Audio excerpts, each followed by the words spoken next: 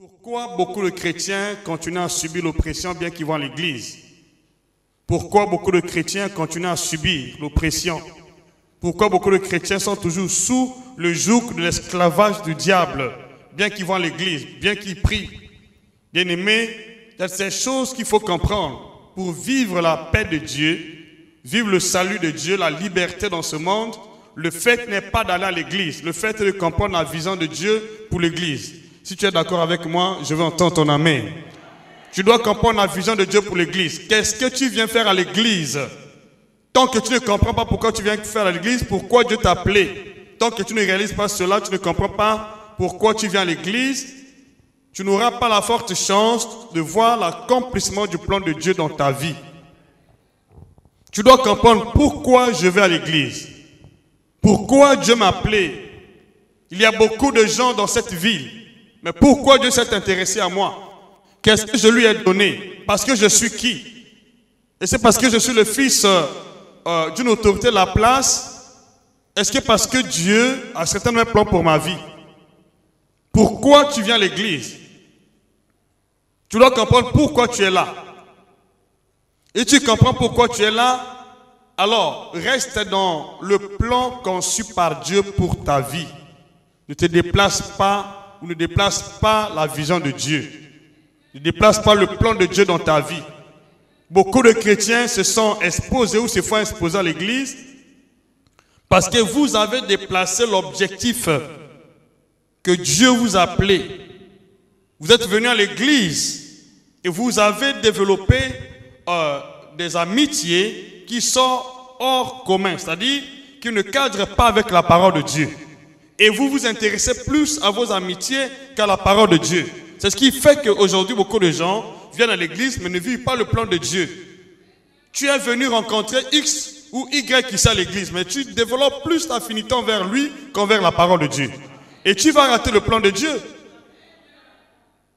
Qui t'appelle à l'église, c'est Dieu. Alors, où tu as fait la connaissance de la sœur ou du frère à l'église. Mais pour quel but? Mais vous déplacez les bornes. Vous déplacez les bornes. Moi, ça fait 20 ans que j'ai connu l'église de réveil. En 20 ans, par la grâce de Dieu, malgré les batailles, les temps difficiles que nous avons eu à traverser, les épreuves, il y en a toujours, ça ne manque pas. Mais l'église est pour moi un lieu de refuge. L'église est pour moi un lieu de réconfort. L'église est pour moi une carrière divine. Et c'est là où je reçois ma protection avec toute ma famille. Dites amen avec assurance. Alors, si vous venez à l'église, vous ne comprenez pas pourquoi vous êtes là. Vous venez parce que il y a X qui vous appelait ou un tel vous appelait. Vous ne comprenez pas la vision de Dieu pour votre vie. Votre vie continuera à être exposée malgré que vous êtes à l'église. Tu dois comprendre pourquoi tu es à l'église. Et Dieu m'avait enseigné comment se faire des amis ou des amitiés dans l'église.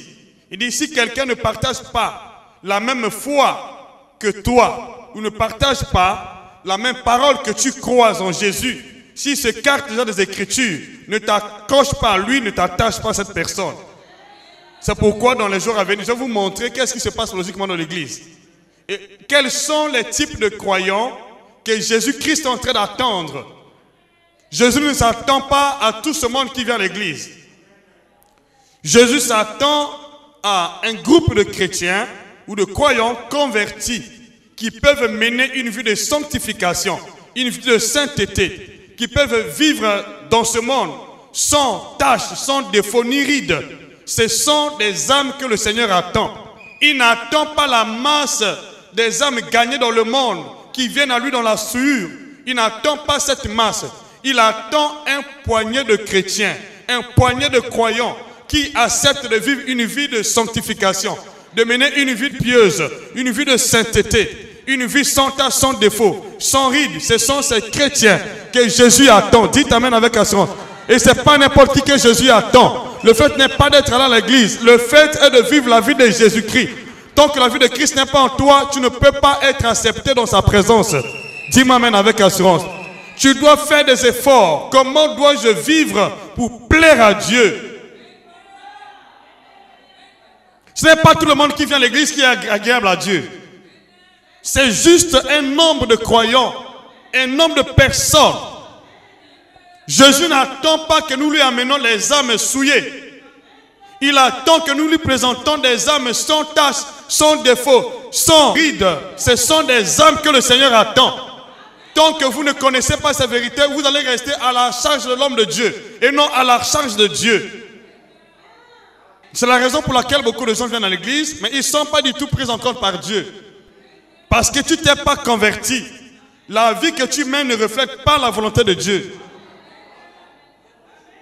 Venir à l'église, c'est bien, mais vivre la vie de Dieu, c'est mieux.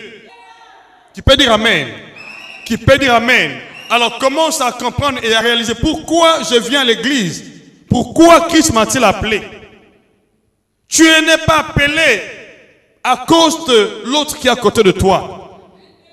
L'appel de Dieu est individuel, elle n'est pas collectif. C'est individuel. Individuel. Comprends pourquoi Dieu t'a appelé. Tant que tu ne réalises pas pourquoi Dieu t'a appelé, je le dis sincèrement devant Dieu, il y a des choses que je vais vous communiquer. Il y a beaucoup de choses que vous ne comprenez pas dans l'église. Attention, dans l'église, il y a des gens qui viennent pour chercher à voler les âmes. C'est des gens qui ne se convertissent jamais.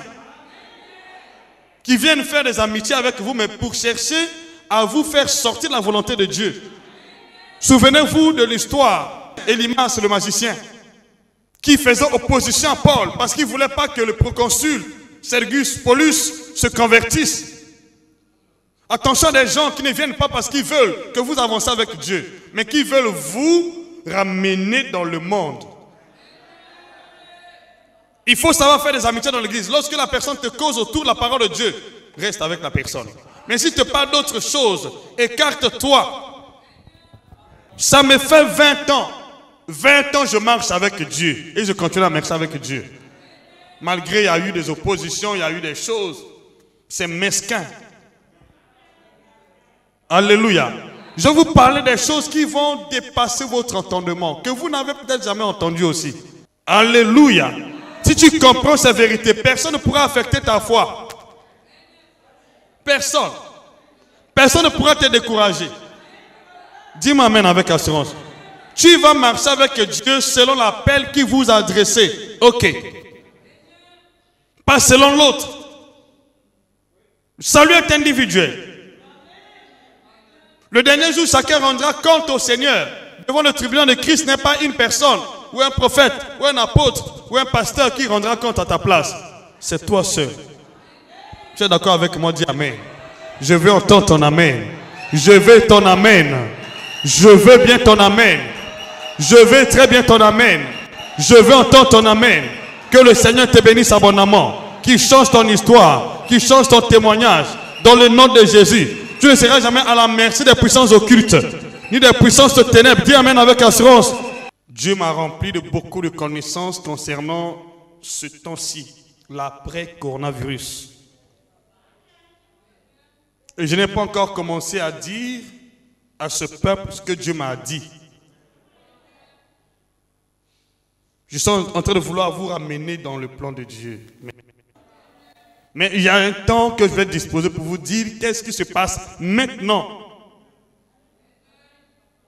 Vous avez bénéficié de la grâce de Dieu de lire certains épîtres que j'ai eu à écrire, les messages que j'ai écrits.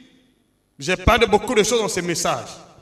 Je vais faire sortir un livre spécifique après le passage du coronavirus. L'avenir de l'Église après le passage du coronavirus. Faites attention. Nous sommes arrivés au temps du soir. L'Église est à sa fin. Nous sommes arrivés au temps du soir où les véritables fils de Dieu vont chercher à se diriger vers le royaume de leur papa. Mais ceux du diable vont prendre la tangente. Ils vont vouloir aussi aller vers leur demeure.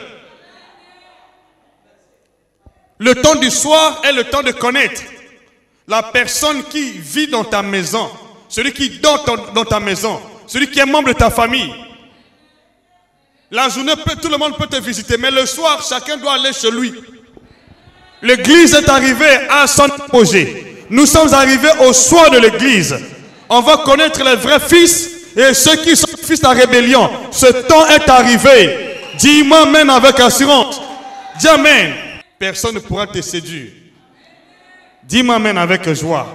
Dis-moi alléluia. Je veux bien ton amen. Je veux ton amen. Je veux très bien ton amen. Personne ne pourra te séduire.